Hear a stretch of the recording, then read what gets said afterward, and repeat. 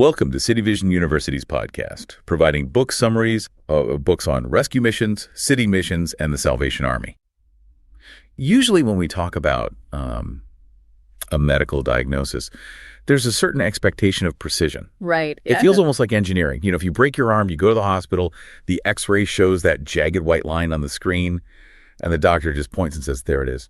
That's the problem. It's incredibly comforting. I mean, we have this deep-seated human desire for things to be visible, to be quantifiable, and to just be neatly categorized into a treatment plan. Exactly. It's binary, broken or not broken. But then you step out of that sterile hospital environment and into the world of urban decay, extreme poverty, and spiritual destitution, and suddenly that x-ray machine is completely useless. Oh, absolutely useless. You're looking at a diagnostic landscape that is entirely murky. Mm-hmm. Like if you have a city that is collapsing under its own weight with thousands of people living in squalor, finding the actual root cause of that misery, the singular bone that is broken in the societal body is, well, it's a monumental task. It is the absolute definition of diagnostic muddy waters. Mm-hmm. I mean, are people impoverished because they are turning to drink, or are they turning to drink because they are impoverished? Right, the chicken or the egg. Exactly. Yeah. Is the lack of education the root cause, or is the lack of spiritual hope draining their motivation to even learn? When you're dealing with, overlapping layers of trauma, economics, and human nature, the disease just resists simple categorization. And that tension, that diagnostic nightmare, is exactly what we're going to explore today for you on this deep dive. The mission today is to take a stack of sources, specifically excerpts from a fascinating book called A Voice in the City by Gordon Reed and David Jebson, and extract the mechanics of how people actually tried to fix a broken city. It's such a rich history to dig into. It really is. We're looking at the 150-year history of the Liverpool City Mission. We're going to examine how a group of 19th century businessmen tackled this exact kind of complex, murky poverty, and how their specific methods evolved over a century and a half. It's a remarkable timeline to study because it spans such massive technological and societal shifts. We're going to see how they diagnose the societal illnesses of their specific era, but more importantly, we'll look at the incredibly specific and sometimes deeply controversial remedies they applied to those illnesses. So to understand the remedy, we have to deeply understand the disease. Let's set the scene for you. Picture Liverpool in the year 1829. Okay. The Industrial Revolution isn't just starting, it is roaring. Liverpool is functioning as a primary artery for global commerce. Fortunes are being made overnight. But there is a very dark, visceral underbelly to this economic miracle. The population of Liverpool and its surrounding suburbs is exploding by, get this, 10,000 people a year. We really need to pause on that number to grasp the sheer physical reality of it. 10,000 people a year in 1829 is a staggering, catastrophic influx. It's insane. Right. Modern cities with massive planning departments and billion-dollar budgets struggle to integrate that many people today. In 1829, the infrastructure simply did not exist. There was no modern sanitation grid. There were no housing regulations. There was absolutely no government social safety net. You had a tidal wave of humanity crashing into a city built for a fraction of that number. And the sources paint a picture that is almost apocalyptic. The pastoral oversight of the existing churches was hopelessly overwhelmed, but the living conditions for the working class were even worse. The text describes an environment so foul and demoralizing that the mere struggle to stay alive was desperate. We aren't just talking about cramped apartments. No, not at all. People were living in cellars, literally the dark, dirt-floored basements of buildings without ventilation or light, and these cellars were simultaneously being used as gin shops. The psychological weight of that environment is crushing. I mean, when you live in a dark, damp hole in the ground, and the only readily available coping mechanism is cheap alcohol sold in that exact same hole, the cycle of despair locks in incredibly fast. The authors refer to this massive influx of the poor as the flotsam and jetsam of humanity. Wow. Yeah, which reflects how polite society viewed them, right? As debris washing up on the shores of their booming economy. The disconnect is just jarring. You have a city generating immense world historical wealth for a select few merchants, right alongside children who were growing up knowing absolutely nothing about the outside world, let alone spiritual matters. Right. The metrics of this misery are wild.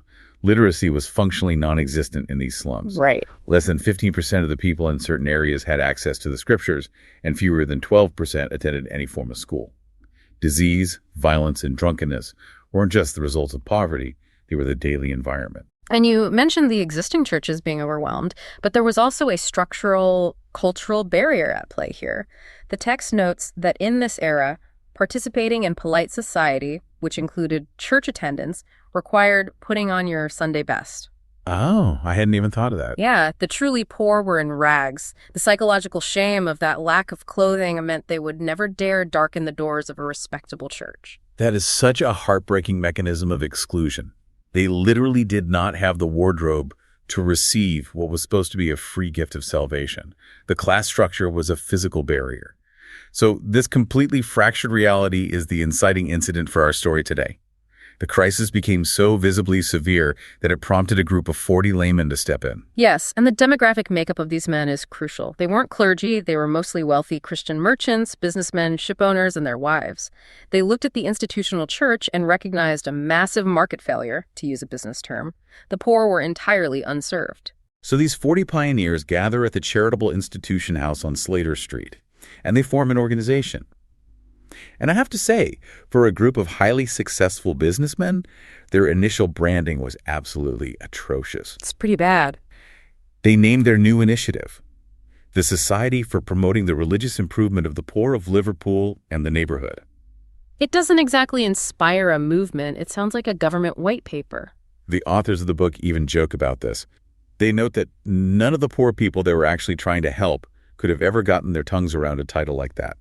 So necessity forced an adaptation. Very quickly, it was shortened to the Liverpool Christian Instruction Society, and eventually it became known simply as the Liverpool City Mission. That name change, while humorous, actually reveals the underlying mechanism of their success over the next century and a half. They had to adapt their delivery. They had to take these high-minded, institutional, verbose concepts formulated in boardrooms and translate them into a language that made sense on the cobblestones. If your target demographic can't even say your name, your mission has failed before it starts. That necessity to translate intention into ground-level action really brings us to the psychology of these founders. Because it's one thing for wealthy people to form a committee and complain about the state of the city. It's entirely different to actually fund an intervention. I really want to unpack the massive wealth gap of this era and look at the profiles of these 40 pioneers because their mindset is fascinating. To understand the engine of the Liverpool City Mission, you really have to understand the specific men providing the fuel. The text offers incredible biographical sketches of these individuals, highlighting two specific men to show us the caliber and the philosophy of the leadership. Let's look at the first one, James Cropper. He was a Quaker who grew up on the land near Wigan. He discovers he has a massive aptitude for business, moves to Liverpool, and becomes a highly successful ship owner. He actually started the first line of package ships to the United States. Wow. Yeah, and by the year 1807, his turnover was £1,000 a day. We need to contextualize that for a modern listener. £1,000 a day in 1807 is astronomical wealth. It is titan of industry, generation-defining money. He is operating at the absolute pinnacle of global commerce. Right. But then something shifts in him. The text says he became utterly dissatisfied with, quote, getting and spending. He develops this burning desire to do something that actually counts for God. So he pivots. He takes this immense compounding wealth and plunges it into the major social causes of the day. He worked tirelessly for the abolition of slavery. He funded massive relief efforts for distress in Ireland. He even became a director of the Liverpool-Manchester Railway, which was the first public passenger railway in the world. And that railway investment is a perfect example of how his mind worked. The text explicitly notes that he didn't back the railway just because it was a good financial investment. He backed it largely because of its expected economic benefits to all classes. He saw infrastructure and economic development as a practical tool for social uplift. But wait, if we look at his theological background, there's a fascinating tension here. He's a Quaker. My understanding of Quaker theology in that era is that it relied heavily on the inner light, this idea of quiet internal revelation. But this guy is aggressively out in the world, building railways and funding city missions. How does that square? That is a crucial insight, and the authors of the source material address this exact theological shift. Despite being raised in a tradition that leaned heavily on that subjective inner light, Cropper's worldview underwent a profound transformation. He came to rest his faith entirely upon the objective, redeeming work of Christ, and he began to believe the Bible from cover to cover in a very literal evangelical sense. So his motivation shifted from a quiet, internal philosophy to an urgent, text-based mandate. Exactly. That shift is the mechanism that drove his philanthropy. When you believe the Bible cover to cover, the commands to care for the poor and spread the gospel are no longer abstract suggestions, they are marching orders. This deep conviction is what drove his generosity. He wasn't just throwing money at institutions, he was highly involved.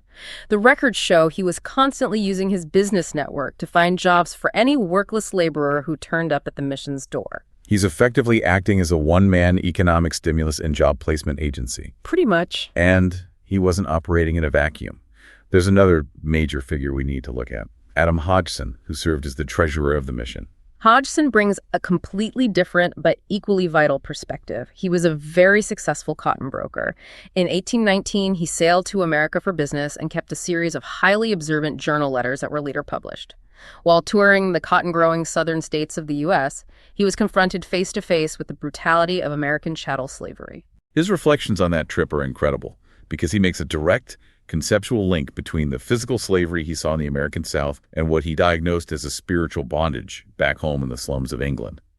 He argued that as horrific as physical slavery was, and he was deeply opposed to it, it was technically possible for a slave to be truly free in their spirit if they knew the truth of God. And he flips that logic to examine his own city. Exactly. He realized that someone could be politically and physically free, like the impoverished working-class men and women back in Liverpool, yet be in complete and utter bondage to sin, addiction, and despair. He described this urban condition as a bondage as real, although less obvious than the captivity of the poor Negro. This realization fundamentally shapes the strategy of the Liverpool City Mission. While Hodgson is in Boston, he hears about a local missionary whose specific full-time job is to carry the gospel to the poor, literally walking into the cellars and garrets to reach people who were entirely excluded from public worship by their poverty. Hodgson has an epiphany. Domestic evangelism in the slums of England is just as vital and requires the exact same level of dedication as sending missionaries to foreign lands. Right. The seemingly free poor of his own city are heavily shackled by ignorance, drink, and misery. I want to push back on this a bit, though, because looking at this through a modern lens, we have a group of incredibly wealthy, powerful men in the 19th century diagnosing the poor with spiritual bondage. Is there a historical danger here that these men were essentially weaponizing charity to impose upper-class Victorian values on the poor?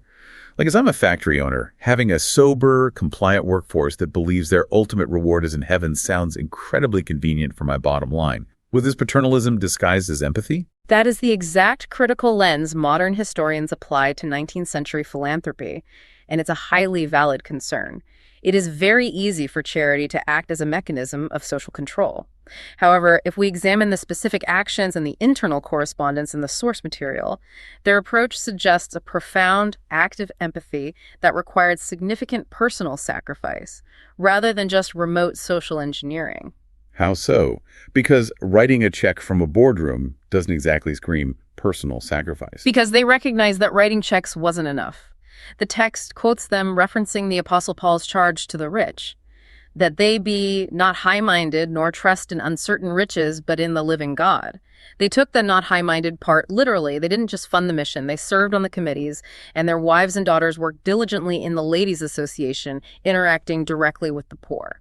But the real proof of their philosophy is in how they deployed their capital. Yeah. Right? They realized they physically couldn't bridge the gap themselves. Precisely. They actively funded what they called laborers to go into the harvest. By 1838, they had a pivotal visit from a man named David Naismith, who was a pioneer in the broader city mission movement. Following his consultation, they elected a new president, William Kay, and appointed a highly capable superintendent, Thomas Griffiths. In that single year, to execute this new strategy, they nearly doubled their expenditure. Doubling your organizational budget in a single year is massive. It shows a complete commitment to a change in tactics. They realized that to reach the marginalized could not be expected to come to them. They had to send dedicated full-time people directly into the most hostile environments in the city. They were financing a dedicated force to penetrate the slums. Which brings us to the actual execution of this strategy. We understand the wealthy pioneers and their philosophical motivations. Now let's look at the ground game. The book calls this section Wonders Never Cease, and it details the incredibly harsh realities of the pavement. This is where the high-minded theology of the boardroom collides with the brutal sensory reality of 19th century poverty. The environments these newly funded missionaries were sent into were places polite society pretended didn't exist. The sources list the specific target areas. They went into places like the night asylum for the houseless poor, which was essentially a crude, crowded warehouse for the destitute. They went into Limekiln Lane, the working docks, the chaotic public markets. They were interacting daily with thieves, prostitutes, river flatmen, and canal boatmen. They started holding massive open-air meetings. The text specifically notes that women would stand in the streets holding infants in their arms for an hour and a half just to listen to the missionary speak. Think about the physical mechanics of that. You are an impoverished, exhausted mother in an industrial slum. You are standing on hard cobblestones, exposed to the elements, for 90 minutes, carrying the dead weight of a child, simply to hear a message. That behavior is a profound data point. It reveals a gaping, unmet psychological and spiritual hunger in these communities. The institutional churches had entirely missed this. And the source material provides these highly specific, fascinating case studies from the 19th century records that show exactly how this ground game worked. For example, there's a record from 1847 about a 59-year-old man who wandered into the Richmond Fair School. He was entirely illiterate. He didn't know a single letter of the alphabet. Which was completely standard for the laboring class at that time. Education was a luxury. Right. But he has this intense, sudden desire to learn. The physical barrier is that he can't see the pages well enough to even try to learn because his eyesight is failing. So the mission doesn't just pray for him, they practically intervene. They purchase a pair of spectacles for him. Once he can see, he attends a meeting, stands up in front of the crowd and declares, "I will see that my name is in the book of life." And from that moment, he becomes completely obsessed with the mechanics of learning to read, driven entirely by this spiritual goal. That is a brilliant illustration of how their spiritual mission inherently drove practical empowerment. They didn't just hand him a Bible and walk away. They diagnosed the physical barrier, failing eyesight, provided the medical tool glasses, and then provided the education. The theology provided the motivation for a 59-year-old brain to undertake the grueling task of learning to read from scratch. Then we have the incredible story of Harry Green from the 1851 report. The records describe him as a notoriously foul-mouthed man, a swearer, a gambler, and a severe alcoholic. He's the archetype of the hopeless case in the slums. But a missionary begins visiting him, caring for him, and eventually Green experiences a massive conversion. As he ages, he becomes bedridden, but his entire psychological focal point has shifted. The missionary notes in his journal, "I have visited him for 2 years and never found him to have time for any subject but Christ." When Harry died, his final words were simply, "Oh, that Lamb of God." From a psychological perspective, you are looking at a complete rewiring of a person's coping mechanisms. Here is a man who spent his life seeking escapism and numbing his reality through gambling and alcohol. The intervention of the missionary didn't just tell him to stop drinking, it provided a completely different, infinitely more powerful focal point to consume his attention and provide peace at the end of his life. And it wasn't just the addicts, it's the traumatized too. There's George Allen from 1849. This man was a 63-year-old hardened veteran. He had literally fought at the Battle of Waterloo. Wow. Yeah, he had survived 6 major military engagements, fallen overboard at sea several times, and narrowly escaped death over and over. He had severe trauma, and he had sunk into being what the text calls a drunken rake, working a brutal job for the gas company. He aggressively avoided the mission meetings, but when his body finally gave out and he got sick, he sent for the missionary. The missionary sits by his bed and reads Hebrews chapter 2 to him. And this hardened, traumatized combat veteran finds immense peace, telling the missionary, "I am a monument of the sovereign mercy of God." What is truly fascinating about these stories is not just the individual transformations, but the institutional behavior behind them. The Liverpool City Mission didn't just collect these stories to feel good about themselves. They meticulously tracked this data. They were essentially running an early, highly organized form of qualitative sociological tracking. Yes. When I read that part, I immediately thought of modern data-driven social work. They weren't operating on blind faith, they were tracking metrics. Precisely. If you examine their 1838 report, they didn't rely on vague summaries. They required their agents to submit journal extracts, and the administration categorized these extracts into highly specific analytical buckets. They tracked data under headings like ignorance of the people, effects of reading the scriptures, visits to the sick, and reformation of character. They even had a category labeled socialism. Yes, and the authors of our source text carefully clarify that in the context of 1838, socialism was largely equivalent to what we would call modern secular humanism, the belief that human nature could be perfected through environmental and economic changes alone, without any spiritual component. It's incredible. They were tracking ideological trends in the slums. They were quantifying metrics of misery, philosophical shifts, and salvation decades before modern sociology became a formalized academic discipline. They applied the exact same rigorous analytical precision to saving souls that James Cropper applied to running a global shipping empire. That administrative rigor is exactly why the organization survived for 150 years. They were constantly evaluating the reality of the landscape. And as they gathered and analyzed this data, an unavoidable hard truth emerged. Preaching a sermon cannot set a broken leg, and a Bible tract cannot feed a starving stomach. Which means we need to look at how their strategy evolved. When you are operating on the ground in a place like 19th century Liverpool, the physical suffering is so loud, so immediate, that it demands a response. This leads us to the concept of wraparound care. The mission realized it had to expand its infrastructure to address the physical bodies of the poor, not just their eternal souls. This touches on the classic, enduring tension in all forms of urban mission work. Do you focus on the soul or do you focus on the body? If you only focus on the soul, you risk being callous to immediate human suffering. If you only focus on the body, you are just the secular relief agency, which violates their core theological mandate. The Liverpool City Mission determined they had to do both, but they integrated them in a highly engineered way. They understood that severe physical suffering creates a cognitive barrier. A person in agony cannot hear a spiritual message. So let's look at the mechanics of their medical missions. In 1868, they took a massive step and founded the Liverpool Medical Missionary Society, spearheaded by Dr. D.M. Williams. They secured a building and opened a dispensary in York Street. The logistical setup they designed for this is fascinating, although looking at it today, it definitely raises some ethical questions about power dynamics and captive audiences. It absolutely does. The operational flow they created was highly intentional and deeply reflective of their dual priorities. The source text describes it vividly. People desperate for medical care would flood the building. They would completely pack the waiting room, and there were so many patients that the crowd would spill out, filling the entire backyard. The staff would actually open a large window looking out into the yard just so the people outside could hear what was happening inside.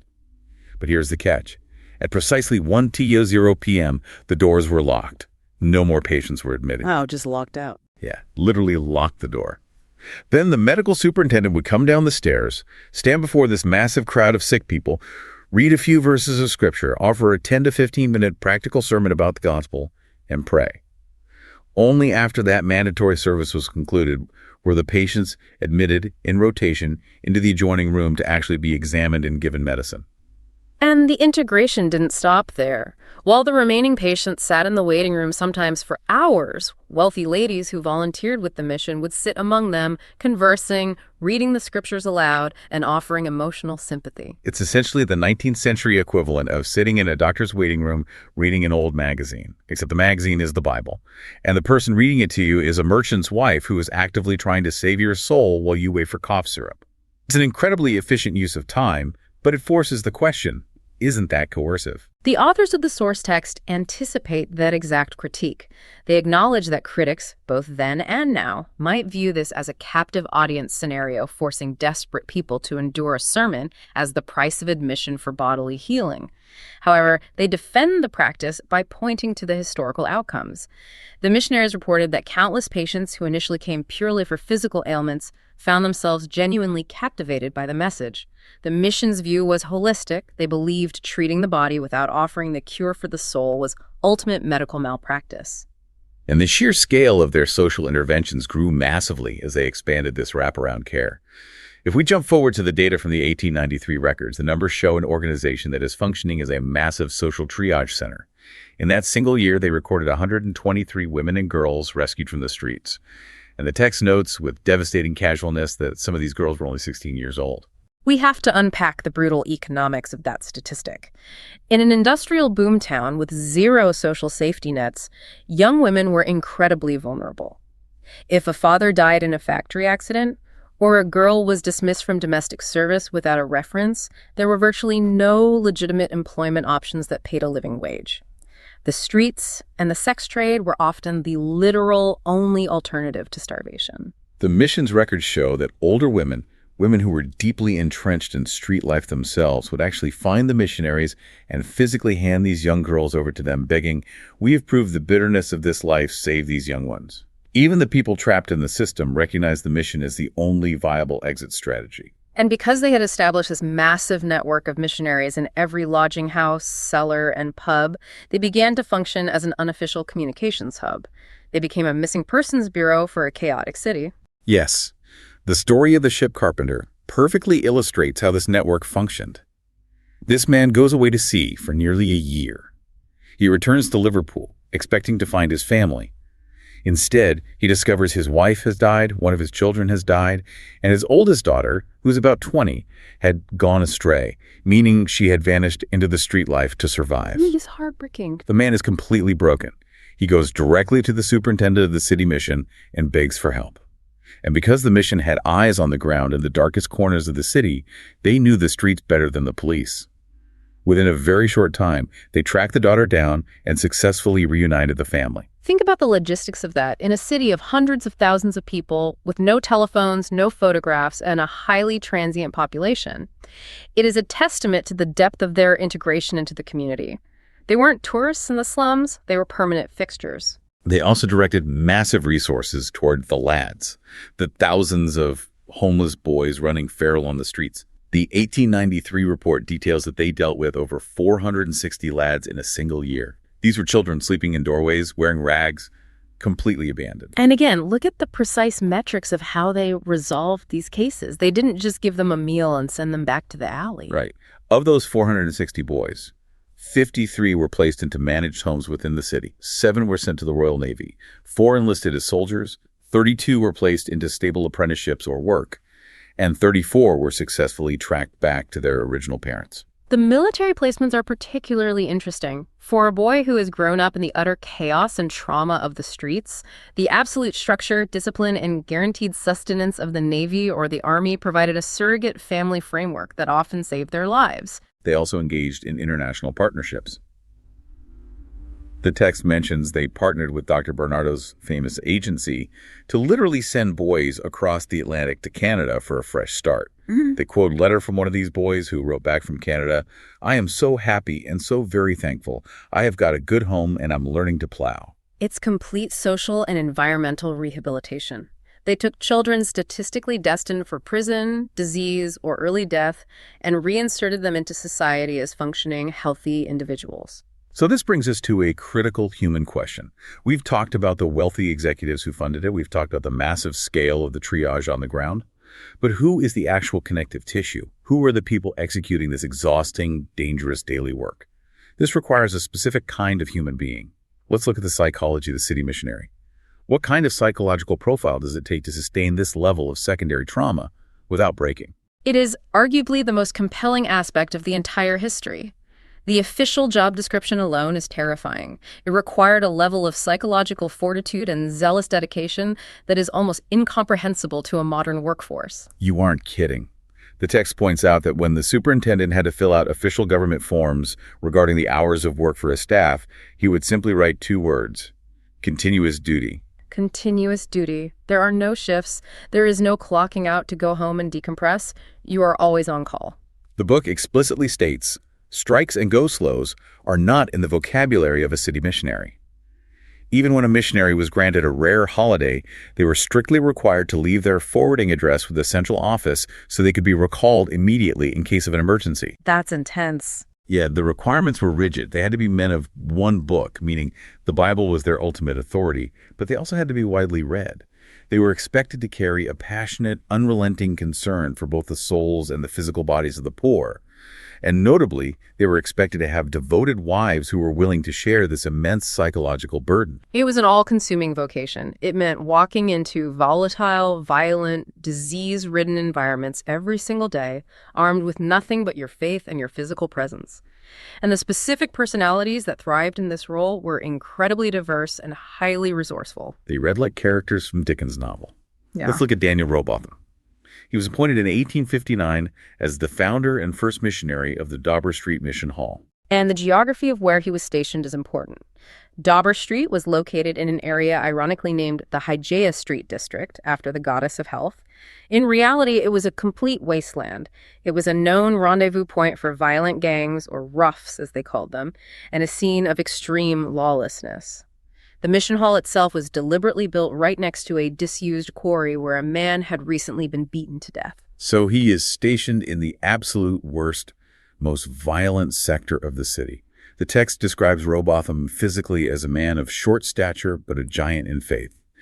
And there's this brilliant cinematic anecdote that illustrates the sheer moral and psychological authority he wielded. One day he's walking through his district and he encounters a wild, completely out-of-control street riot.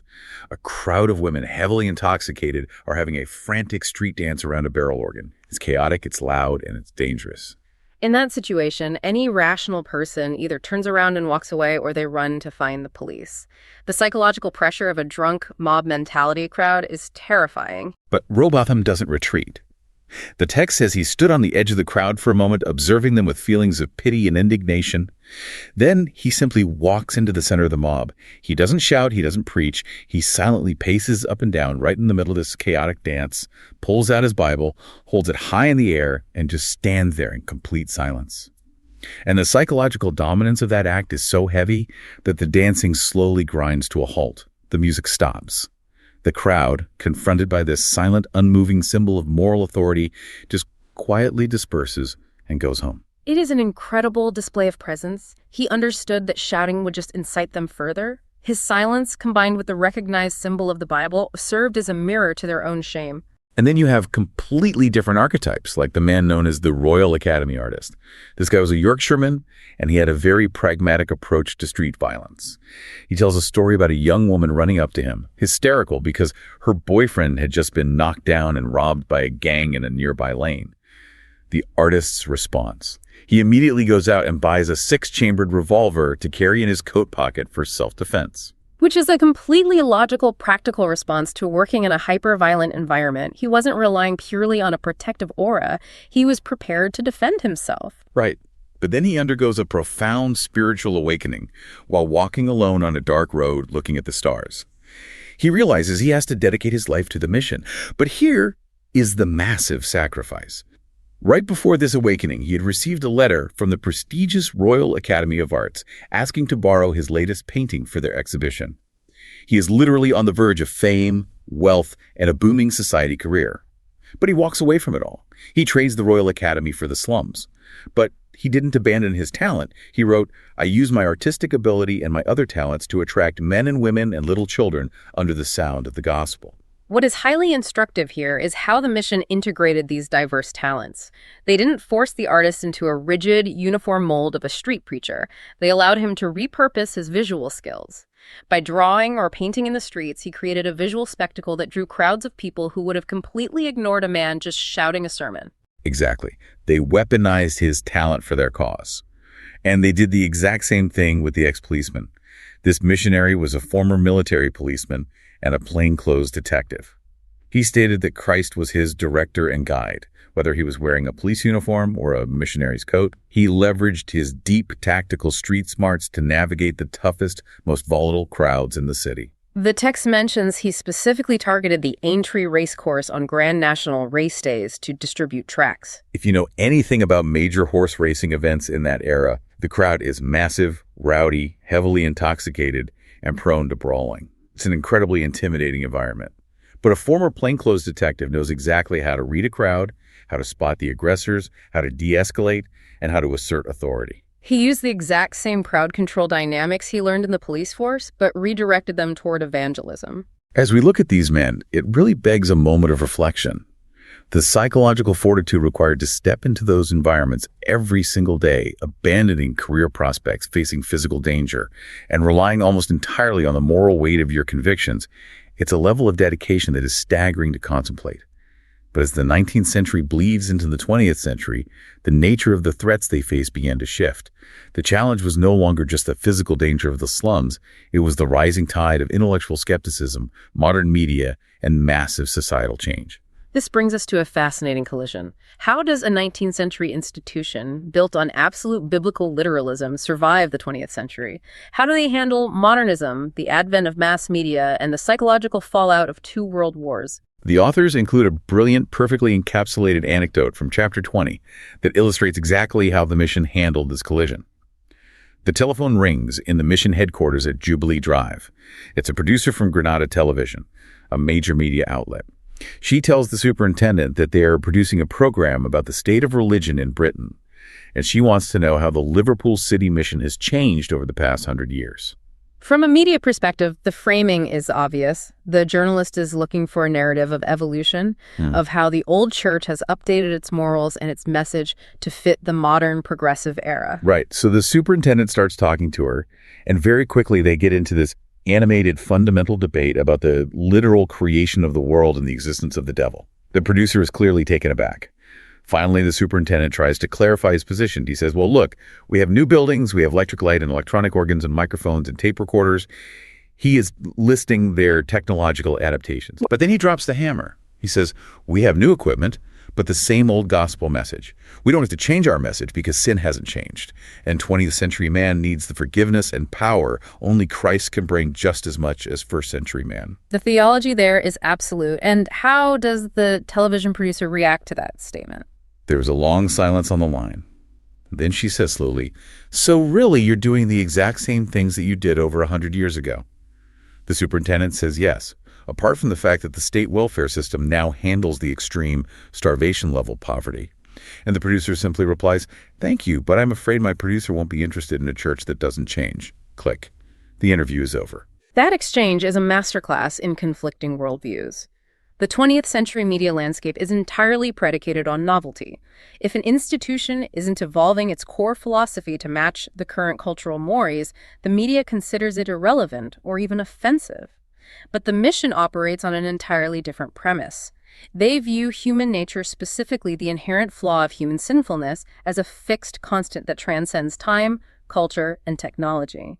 To their mind, altering the core message of salvation just because the calendar changed would be like a doctor deciding to stop using a proven cure for a disease just because the disease is no longer trendy. And the mission fought this battle against modernism not just on the media level, but on a deeply individual intellectual level. The text highlights a fascinating story of a woman who gave her testimony in 1954 at the A.C. Mitchell Hall. This woman is the ultimate archetype of the exhausted 20th century intellectual seeker. She had spent 35 years engaged in a relentless, exhausting search for meaning. Her reading list is incredibly revealing of the era's philosophical hunger. It's massive. She had deeply studied Buddhism and the philosophy of the suppression of desire. She had studied Lao Tzu and Confucius. She had read dense psychological texts like Karl Brunner's Chemical Analysis of Mind and Thought. She had steeped herself in the agnostic, fatalistic poetry of Omar Khayyam. She even studied Einstein's theory of relativity, desperately trying to map physics onto spiritual answers. She was trying to solve the problem of human existence through sheer intellectual brute force. And this is the great promise of 20th century modernism, right? Yeah. That if we just gather enough data, read enough philosophy, and understand the physics of the universe, we can engineer our way out of existential despair.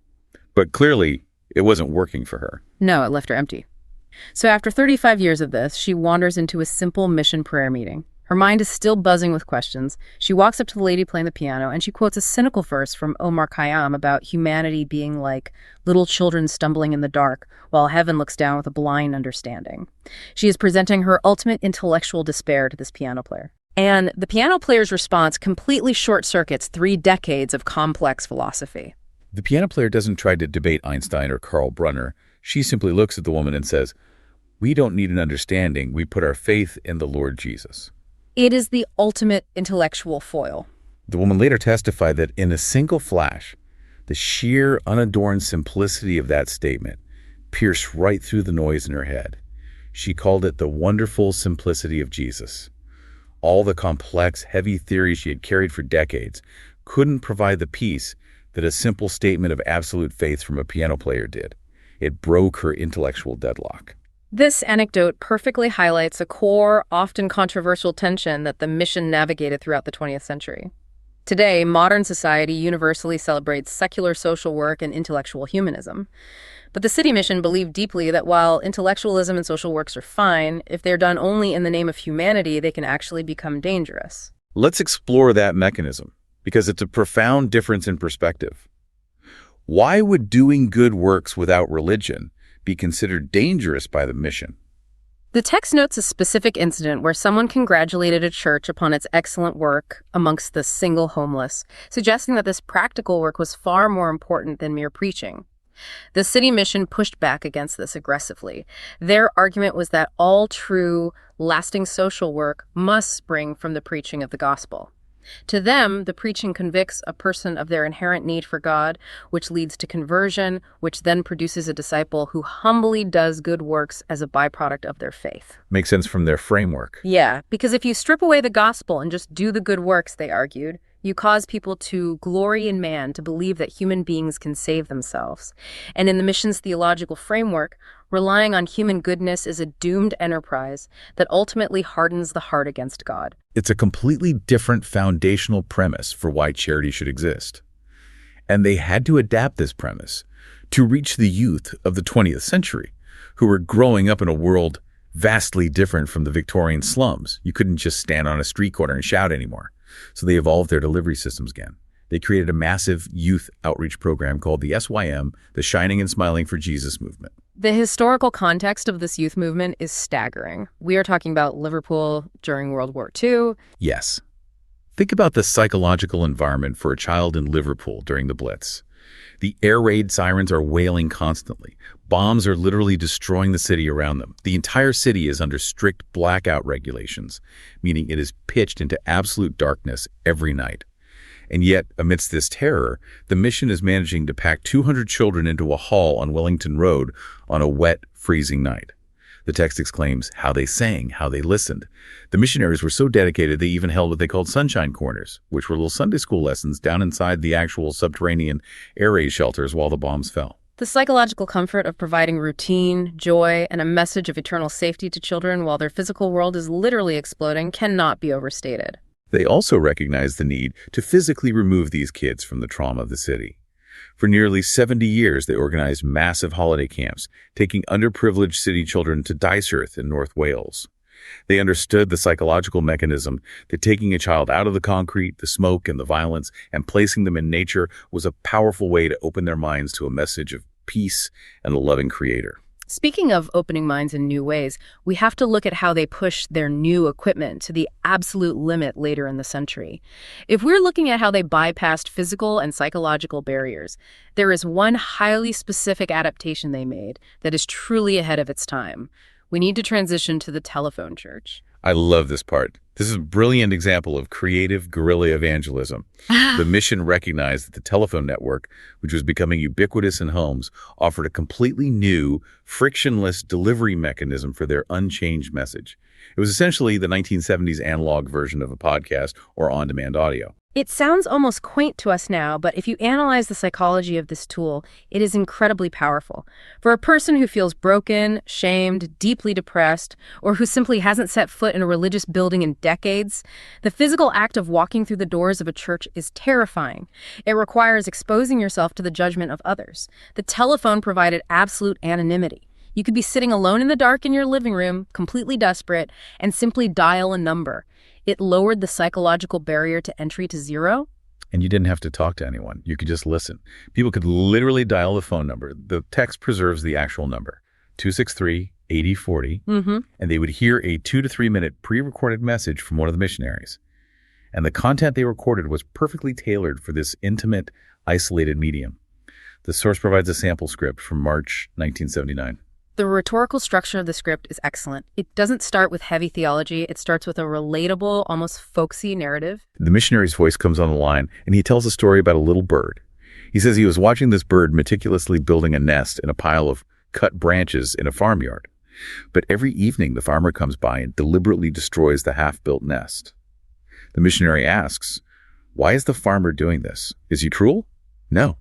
The farmer knows that within a few days, he is going to set fire to that pile of cut branches. He is destroying the nest to teach the bird that she cannot build her home on a temporary foundation that is destined for the fire. The metaphor lands immediately. The theological point is clear and direct.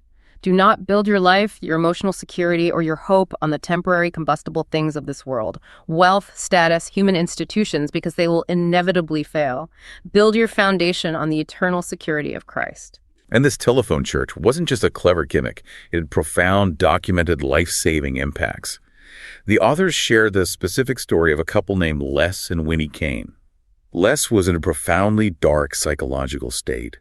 He'd been watching a television documentary about life in Soviet Russia, and the sheer grimness of it, the atheistic outlook, the political oppression, the geopolitical despair of the Cold War era triggered a severe existential crisis. It left him feeling literally suicidal. This is a fascinating mechanism to observe. We talked today about the mental health impacts of doom scrolling, or the 24/7 news cycle. Here's a man in the 1970s whose suicidal ideation is directly triggered by the weight of modern global media entering his living room. The technology of the era is crushing him. Exactly, the world is too heavy.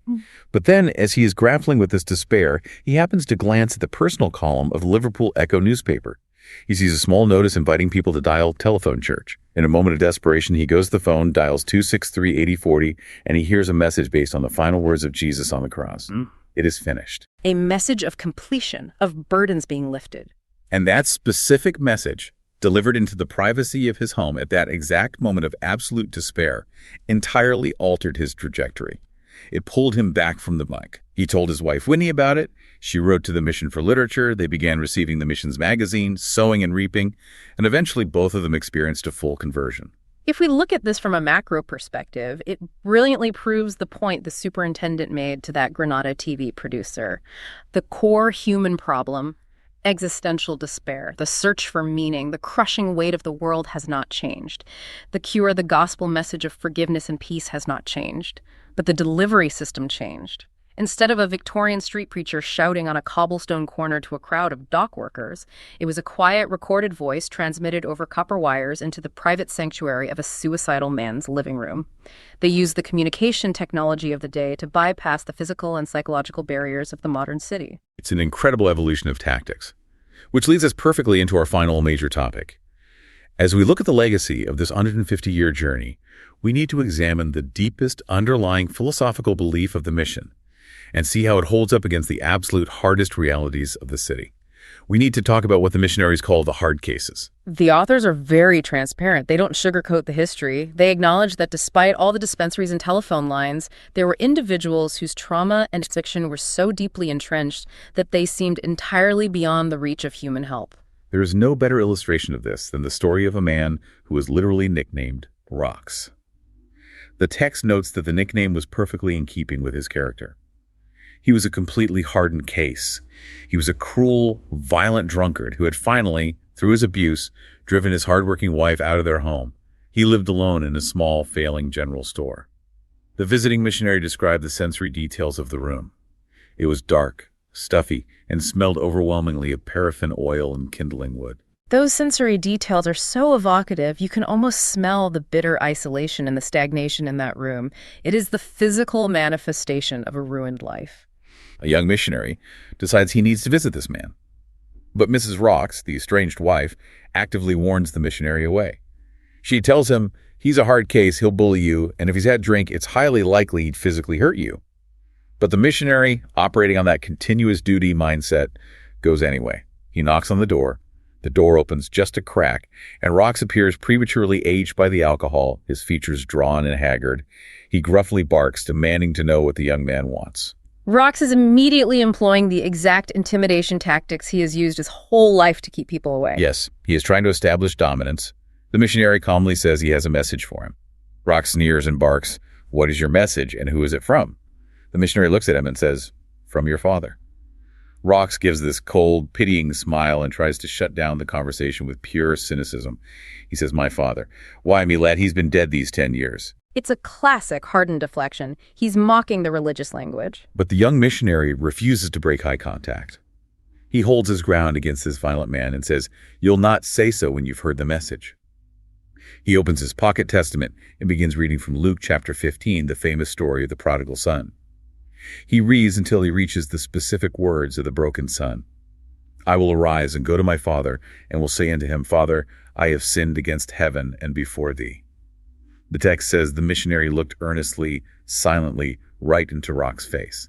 The psychological tension in that room must have been incredible. And what happens? The bullying facade completely collapses. Rock's eyelids drooped. He couldn't maintain the stare. He gazed silently at the floor. The authors write that the sheer weight of the Word of God broke the rock in pieces. The psychological defenses of a lifetime were shattered in an instant. Rox eventually experienced a complete transformation, gave up the alcohol, and fully reconciled with his estranged wife. That story is the ultimate vindication of the core philosophy that sustained the Liverpool City Mission.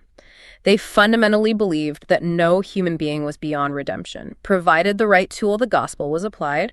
The authors actually distill this entire worldview into a stark mathematical equation in the text. I love this framing. It is so blunt and absolute. They write, righteousness equals exaltation, sin equals degradation. That is their unifying theory of urban decay and urban renewal. In their minds, no amount of modern urban planning, no amount of government funding, and no amount of secular education could permanently hold a community together without a spiritual foundation. As they vividly put it, a community without Christ is like an arched bridge without the keystone. Nothing will hold together. The structure will inevitably collapse under the weight of human selfishness. They viewed the inherent sinfulness of the human heart as the absolute root cause of all the city's miseries. One of the veteran missionaries had a saying, "The heart of the trouble is the trouble of the heart." You cannot legislate a cure for greed. You cannot build enough hospitals to cure malice. You cannot fix the human condition with clever politics or a thin veneer of civic morality. And because they believed that the cure had to be applied directly to the human heart, the authors use a striking, beautiful metaphor to describe the mission's ultimate role in the city. They describe the Liverpool City Mission as a maternity ward 150 years long. A maternity ward? That entirely reframed how you look at the grimness of the slums. Exactly. They view spiritual conversion, what they call the new birth, as being just as real, just as traumatic, and just as natural as the physical birth of a baby. And the missionaries, they don't view themselves as judges or politicians. They view themselves as joyful, exhausted midwives cooperating with the Creator to bring these new, spiritually alive citizens into the world amidst the grime of the city. It is a profoundly hopeful way to approach urban work. You aren't just managing the inevitable decline of a broken society. You're actively midwifing new life. And what is beautiful is that this high spiritual calling never detached them from the dirt and the cold of the streets. The book notes that even in its later years, well into the era of the modern welfare state and comprehensive social safety nets, this raw physical work continued. Every Monday morning at the City Mission headquarters, they opened the clothing store. They were still physically outfitting the homeless men of the city. The records even specifically mention that they made sure to stock size 14 shoes, because the massive physical needs of the giants living on the street never cease. It proves they never succumbed to a purely theoretical religion. They never lost sight of the freezing, barefoot reality of the people they served, even while they prioritized their eternal souls. So let's pull all these threads together and summarize this incredible 150-year journey. We started back in 1829, with the city literally drowning in the mud, smoke, and chaos of the early Industrial Revolution. We saw a group of wealthy, deeply convicted businessmen, Quakers, cotton brokers, ship owners, who looked at the suffering and absolutely refused to look away. They bridged an astronomical wealth gap, not just by writing detached checks, but by funding a continuous, grueling, deeply personal ground game. They financed an army of laborers to walk directly into the cellars, the night asylums, and the violent districts where polite society feared to tread. We saw the ingenious, if complex, wraparound care, medical dispensaries where the gospel was prescribed right alongside the cough medicine. We saw the incredible psychology of the missionaries themselves, men who could stop a drunken street riot with a raised Bible and absolute silence, artists who traded revolvers for street preaching and fame for the slums, and ex-policemen using tactical crowd control to distribute tracts at the races. And we saw how this 19th century machine collided with the massive shifts of the 20th century. They faced down the exhaustion of intellectual skepticism with the simple faith of a piano player. They brought light and joy to traumatized children huddled in air raid shelters during the Blitz, and they brilliantly utilized modern copper telephone lines to reach the suicidal in the isolated darkness of their modern living rooms. Through it all, from the 19th century gin shop to the 20th century telephone exchange, the Liverpool City Mission maintained an absolute, unyielding theological core. They constantly, brilliantly adapted their delivery mechanisms. They changed their name, they used art, they used phones, but they entirely refused to change the core message. Because their fundamental diagnosis of the human condition never changed. The human heart, in their view, remained exactly the same. Which brings us right back to that medical x-ray machine we talked about at the very beginning of this deep dive. The muddy, complex waters of this city. As we close the book on the Liverpool City Mission, I want to leave you, the listener, with a final thought to mull over as you look at your own modern city. The Liverpool City Mission operated on the unshakable belief that human nature, what they term the inherent sinfulness of the human heart, is a fixed constant, regardless of whether you're riding in a horse-drawn carriage or staring at a glowing smartphone screen. It forces us to ask a very uncomfortable question. As our technology advances, as our social safety nets expand, and as our cities become exponentially more complex, are the root causes of our misery, our despair, and our joy actually evolving? Or are we, at the end of the day, just trying to treat a broken 19th century heart with 21st century tools?